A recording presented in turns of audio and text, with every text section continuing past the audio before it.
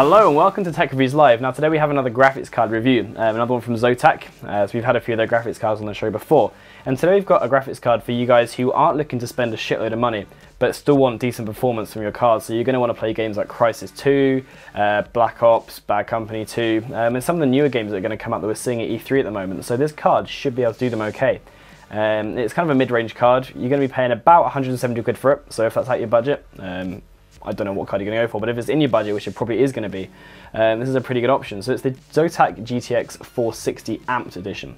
And as you guys probably have known, if you've seen Zotac cards, they have all different ranges of cards. So they'll take the 460, but then you'll have the 460 Amped, the 460 Eco, the 460 Normal. There's like a few different versions they do. Now the Amped version, or AMP Amped version, means that it's going to be factory overclocked.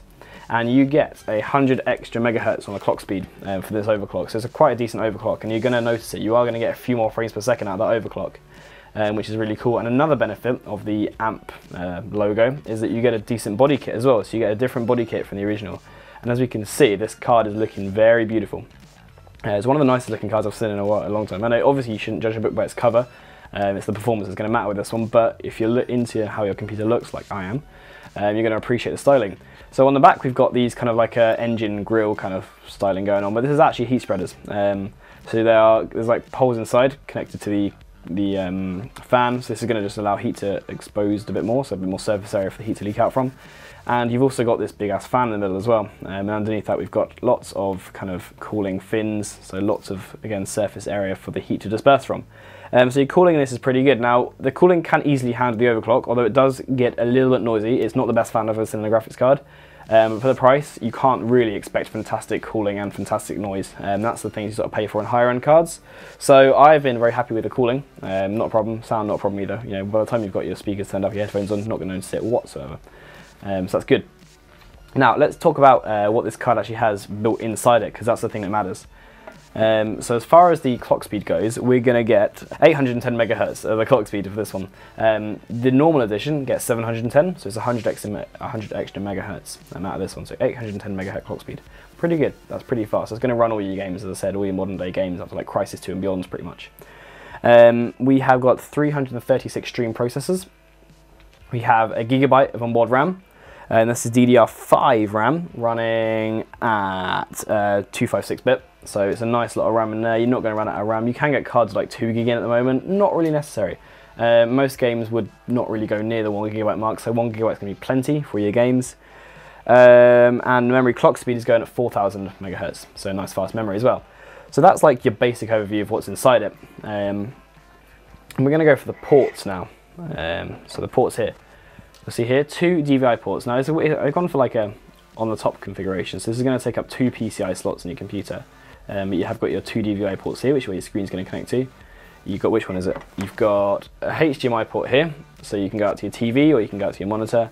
And you've also got a display port here, so you can get the little adapters and go from whatever you want through the display port. So you have 4 options of connectivity here, which is pretty generous. It's nice to see a card that includes all these ports, which is really good. You see some, I've seen some cards that just have like one DVI port and one HDMI port, so it's nice to have a flexible option of what you connect it to. As far as software concerns, we are doing DirectX 11, of course, so we've got the most up-to-date version DirectX 11 supported, because it's part of the 400 range of graphics cards. We've got OpenGL 4.1 as well. You've obviously got all the NVIDIA physics, you've got CUDA, so you've got all of the NVIDIA stuff you'd expect with the card, all in here. You're not going to miss out on any of that. It's going to give you really good performance. So let's see what the package contains, because it's a nice package, just like yours, Billy Hitman.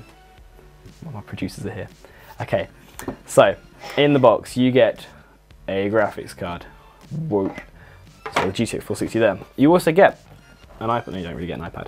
You get a copy of Prince of Persia. If you haven't noticed the box already, this is like, it comes with a copy of the Prince of Persia, the Forgotten Sands game. Now I spent a few hours in this game. I must admit, I would have preferred to spend a few hours, well, I don't know, not playing that game.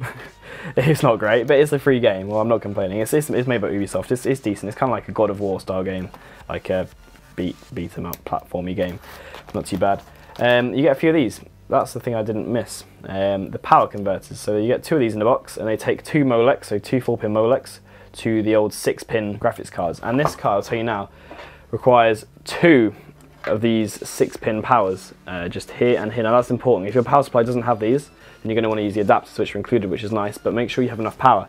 The recommended power supply you're going to want is a 450 watt power supply, minimum, alright? It's always nice to go a bit above that, so 450 watts minimum for this graphics card. If your power supply doesn't meet that, get a new one, because you'll damage a card if not. So that's the power things, over. Carrying on with what you get like their driver disc, you get the assorted manuals, I think you get a few stickers or something. And the warranty, there is like a warranty card in here. So Zotac offer a 2-year warranty, which is fantastic. Love them for doing that. I think with graphics cards, because it's such a high value purchase, it's really nice to have the 2-year warranty on that. So I'm really happy with that. Now, we've taken a look at the graphics card. Let's see what it can do. So I ran some benchmarks earlier. Let me just bring up the results on the iPad 2. Yes, iPad 2. And the benchmarks were pretty successful. I was running it with some of like, you know, I'm not trying to stress out the card here like to its max. I'm just trying to see like if you brought this card, what benchmarks you would get if you were playing the games. So for the original Crysis, Crysis 1, which I think is still a very hard game to run, on the official GPU benchmark, we got an average of 25.5 frames per second. On Dirt 2, which is a pretty intense DirectX 11 game, we're getting a very high frame rate of 61.4 frames per second, so you're going to run that absolutely no problem, dead smooth on max graphics. Again, Battlefield Bad Company 2. On your HD settings, your DirectX 11, 51.5 frames per second again, so no problems with that game. Now we've got Crysis 2, so that's a newer game, pretty much the newest game out that's worth playing at the moment, and that got a 59.3 frames per second, so again, as smooth as the eye can see. Now you're probably noticing most of these results are kind of hovering around the 60 mark. Now that is what most games cap it as, because the eyes can't really see beyond that. So the fact that these benchmarks are reaching that kind of area shows that the card has no trouble whatsoever running the games, so that's a really positive sign. And finally, Trackmania, which we all love on the highest settings. That's still, you know, it's quite an old game, but it's still quite graphically intense. But we were getting 71.4 frames per second on that, so again, no problem with that. Now to really test this card to its absolute limits, I did run it through 3D Mark 11, which for you guys who don't know is like a crazy benchmarking software which will run a graphic on the screen which will design to absolutely blow the minds out of the guts of the card. And basically it's an achievement if the card actually runs it. So this card did get a average FPS of 17 frames per second, so it wasn't smooth, it was laggy and choppy, but it did run it, so fair play to that.